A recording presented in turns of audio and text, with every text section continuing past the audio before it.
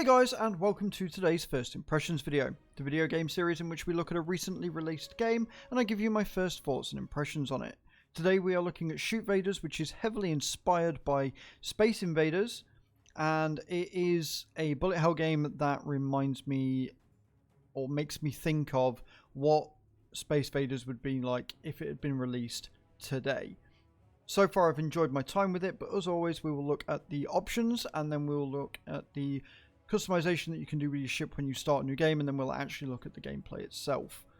So let's not waste any time. The options menu is the most disappointing part of this game in that there isn't one. You've got music on or off, no different sound effects or volume or anything like that. You've got hints, which just tells you a little bit about the game, credits, and controls. Where are my graphics settings? Where are my frame rate settings? Where is my volume settings? Where is my accessibility options? This is unacceptable. Yes, it's a top-down 2D bullet hell shooter, but I expect something. I am very disappointed in this. Do better. Straight up, just do better. I am not happy. That being said, the controls, if it works, are not rebindable either. Now, it does work with both a controller and keyboard and mouse. I have found it much easier with a controller over the keyboard and mouse because your mouse doesn't work. It is just the keyboard. So I would heavily advise using a controller over that. But again, no customization here. You can't do anything. It's not good enough. It really isn't. However, the rest of the game does kind of shine. So I want to go into the customization right now, and then we'll go into the gameplay. Alright, so when you start up the game, it gives you 3,000 coins and 3,000 materials for alien materials, right? And you can customize your ship accordingly. Now, outside of those 3,000, it is very difficult to get coins. You've got to get quite high in the game and quite a high level in order to earn those coins to upgrade these. I don't know whether you can sell them. It doesn't look like you can sell your items once you've bought them, which is not ideal. If I could sell some of these back or change them about and then maybe choose a different weapon here or there, that would be a lot better in my opinion. So you're kind of locked into these weapons that you've chosen, and honestly it's better if you get 2 and 2 as opposed to one of the more powerful lasers and plasma and stuff. It just makes more sense to have more weapons, but you're going to be locked into them for a while. Like, I played a fair bit.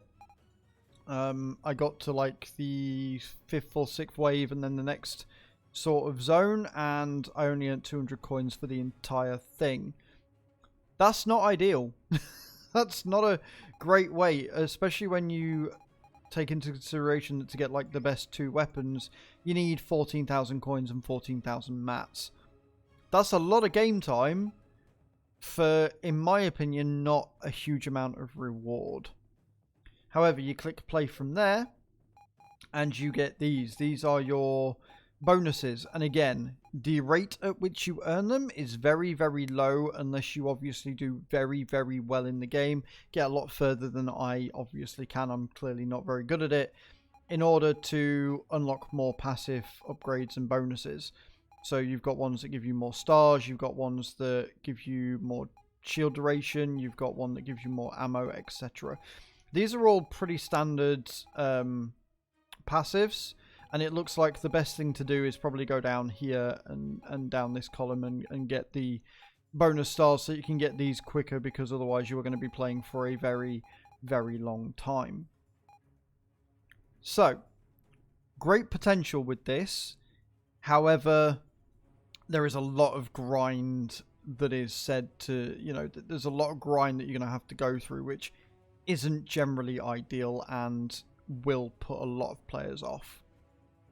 Let's jump into the gameplay and see if the gameplay is fun enough to make up for the bad options or no options and the very grindy playstyle that you're going to have to do in order to upgrade your ship in order to do better. Okay, here we are. So as you can see, you've got your weapons. You can't switch between them. You've got all these different weapons going off that you've equipped, and they all just go off at the same time, which means that you can run out of ammo really quickly, and then you just end up with your bog standard one that never runs out, which is a bit of a shame. I think you get ammo from getting the stars and stuff, and I think you lose some of them if you die, right? If you lose a life, you basically start again, which is probably why I didn't get that many from the first time. It's pretty simple and straightforward. You point and shoot, right? You point and shoot, and you try and miss the things coming at you, and you collect stars in order to upgrade your stuff further on. The thing spinning around me deals damage, and I don't know about its durability. I don't know when it runs out, if you like, but I'm sure that it won't be long until it dies forever. These first few waves get you into the game pretty quickly, pretty easily. It sets you off, gets you so that you know what's happening, and then from there on out you start going to different zones. You've got a bit of an arcadey sort of run, don't hit the walls section, but it is strangely fun. Like, it's very simple. It's not the most complicated of these sorts of bullet hells that I've ever encountered, and you can certainly see why it's called Space Vaders, or Shootvaders I should say. It is heavily inspired by Space Invaders, and they've done a very good job of, you know, making the effects look really good and it feel very satisfying to do. I'm a big fan of it. It looks very well done. However, the lack of options, the fact that it is so incredibly grindy, like all of that I've just done and I've only got 107 stars. And again, to get the top amount of things that you need, you need 14,000. You need all the stars in the world in order to get all the passives, in order to make your gameplay just that little bit easier. I'm not sure if I'm okay with that. I'm not sure if I'm okay with the grind. I'm not sure if I'm okay with the instant death on these things, which is vastly a time thing. It gets a bit more difficult as you go through. It's going to be down to a personal subjective choice, right? Do you enjoy the gameplay enough to sit and grind for the hours that is going to be required in order to progress in this game? And that is going to be the question that only you can answer. Perfectly, for me, not really. I mean, this extra stars level is all good and cool,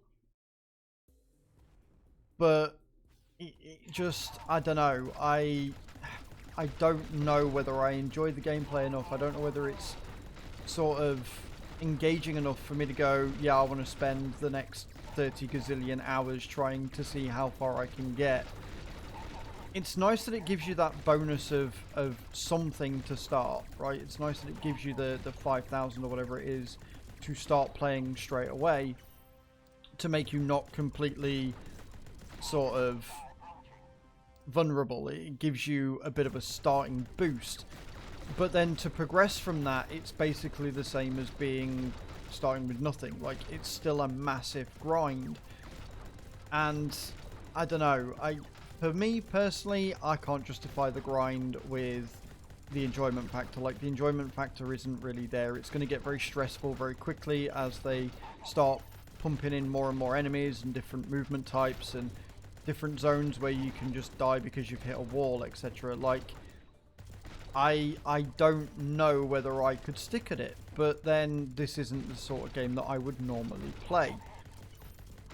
You can pretty much tell from the gameplay whether this is going to be for you, whether it's too easy, whether it's not easy enough, whether it's too difficult, whether, again, the grind is worth it. And yeah, like, it's not a bad game. It is very simple, and what it does very well.